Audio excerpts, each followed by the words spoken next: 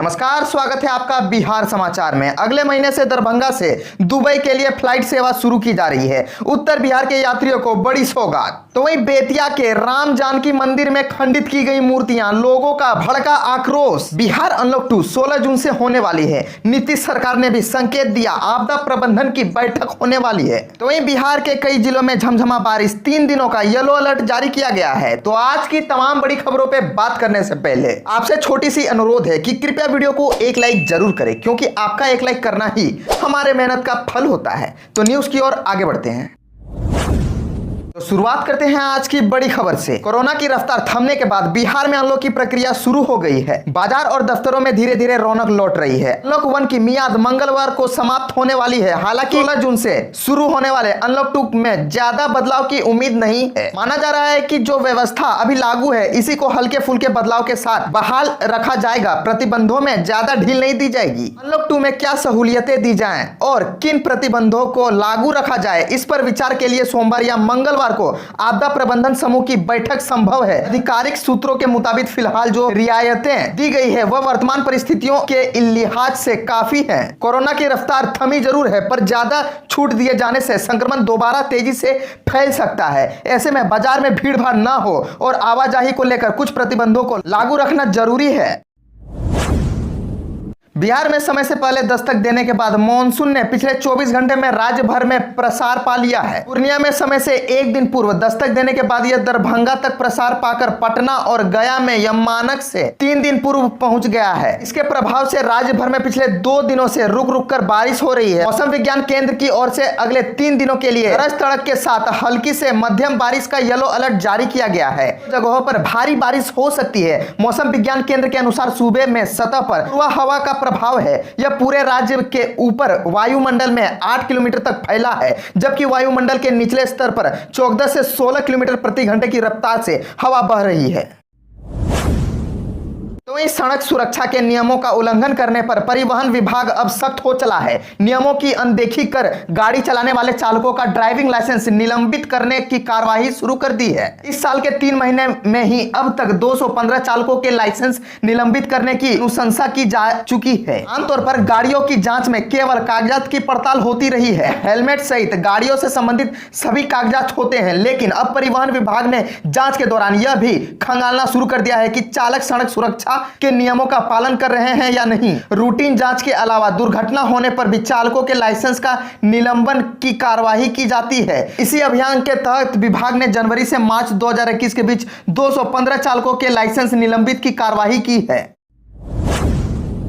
पूर्णिया के courier company के दफ्तर से 30 लाख रुपए की लूट हुई है। नाइट कर्फ्यू के बावजूद रात 10 बजे तक खुला था ऑफिस। बिहार के पूर्णिया जिले के मंगरा थाना क्षेत्र के पॉलिटेक्निक चौक के समीप इंस्टाकार्ट कुरियर कंपनी के दफ्तर में रविवार रात 10 बजे के करीब आधे दर्जन से अधिक हथियारबंद अपराधियों ने मैनेजर से 30 लाख से अधिक रुपए की नकदी लूट लिया। बताया जाता है कि भारी बारिश होने की वजह से सड़कों पर आवाजाही काफी कम थी। इसी का फायदा उठाकर अपराधी आए और हथियार के बल पर रुपया लेकर फरार हो गया। बदमाशों ने एक कर्मचारी को मारकर घायल कर दिया है। कुरियर के मैनेजर विकास कुमार का मोबाइल और अन्य सामान भी अपराधी अपने साथ ले गया।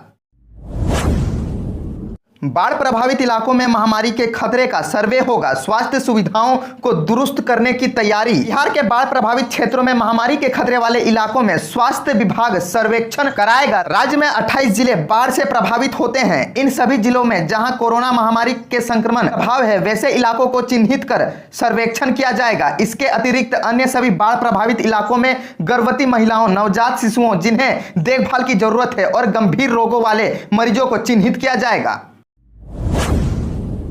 पूर्वी और उत्तरी बिहार से दुबई जाने वाले यात्रियों के लिए बड़ी खुशखबरी है। दरभंगा एयरपोर्ट से दुबई के लिए फ्लाइट शुरू होने जा रही है। जुलाई से स्पाइस जेट और इंडिगो एयरलाइंस दुबई के लिए उड़ान सेवा शुरू करने का फैसला लिया गया है। स्पाइस जेट 3 जुलाई से वाया मुंबई फ्लाइट सेवा का संचालन शुरू कर रहा है। वहीं इंडिगो एयरलाइंस 5 जुलाई से हैदराबाद होते हुए फ्लाइट सेवा शुरू करेगी। दरभंगा से दुबई जाने वाले यात्रियों को स्पाइस जेट में 12,584 रुपए खर्च करने होंगे। स्पाइस जेट की पहली उड़ान 3 जुलाई को दोपहर 2:30 बजे रवाना होगी। ये सीधे मुंबई जाएगी, फिर वहां से रात 11:30 में दुबई के लिए फ्लाइट मिलेगी, जो करीब 2 घंटे बाद रात के 1:30 बजे दुबई पहुंचेगी। अहमदाबाद और दिल्ली होते हुए भी यात्री दुबई जा सकेंगे, हालांकि इसके लिए किराया ज्यादा देना होगा।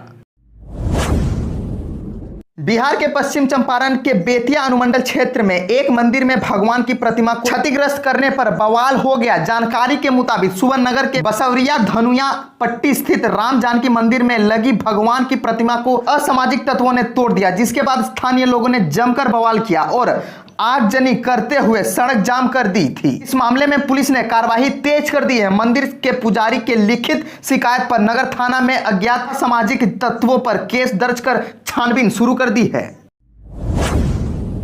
बिहार में शनिवार को दस्तक देने वाला दक्षिण पश्चिम मानसून रविवार को दोपहर के बाद जिले में 2 दिशाओं की तरफ से प्रवेश कर गया। इस दौरान हल्की तेज हवाओं के बीच दिन भर झमझमा बारिश हुई। इस बारिश से न केवल दिन का मौसम सुहाना हो गया, बल्कि दिन में भारी बारिश से जनजीवन अस्त व्यस्त हो गया। मौसम वैज्ञानिक जीपी मंडल ने बताया कि सुबह से ही रह रहकर बारिश हो रही थी। दोपहर 3:42 के बाद दक्षिण पश्चिम मानसून जिले के उत्तर व पश्चिम दिशा की तरफ से भागलपुर में प्रवेश किया। इस दौरान हर और एक तरफ की झमझमा बारिश 8:30 बजे से लेकर शाम 5:30 बजे के बीच शहर में 67.6 मिमी बारिश हुई, जो कि इस साल एक दिन में हुई सर्वाधिक बारिश है।